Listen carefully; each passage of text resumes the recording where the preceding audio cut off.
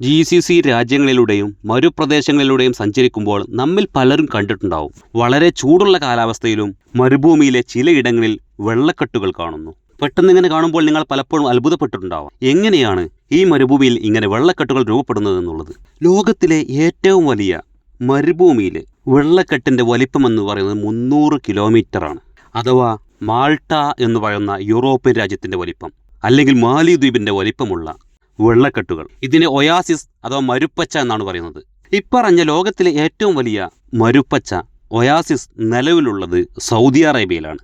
Saudi അറേബ്യയിലെ കിഴക്കൻ പ്രവിശ്യയിലെ അൽ അസ എന്ന് പറയുന്ന സ്ഥലത്ത് 2018 യുനെസ്കോയുടെ പട്ടികയിൽപ്പെട്ട ഈ സ്ഥലത്ത് 25 ലക്ഷത്തിലധികം ഈന്തപ്പനകൾ വളരുന്നുണ്ട്.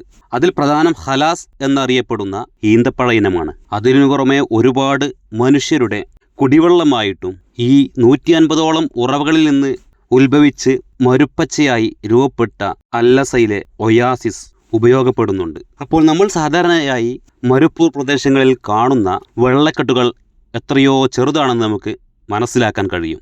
സൗദി അറേബ്യയിലെ ഇസ്ലാമിൻ്റെ ആവിർഭാവത്തിനും വർഷങ്ങൾക്ക് മുമ്പ് നവശിലായുഗ കാലത്തു തന്നെ അല്ലസയിലെ ഒയാസിസ് ജനനിബിഡമായിരുന്നു എന്നാണ് ചരിത്രം പറയുന്നത്. എങ്കിലും യുനെസ്കോയുടെ വേൾഡ് ഹെറിറ്റേജ് സൈറ്റിൽ ഇത് 2018 മാത്രമാണ് ചേർക്കപ്പെട്ടത്.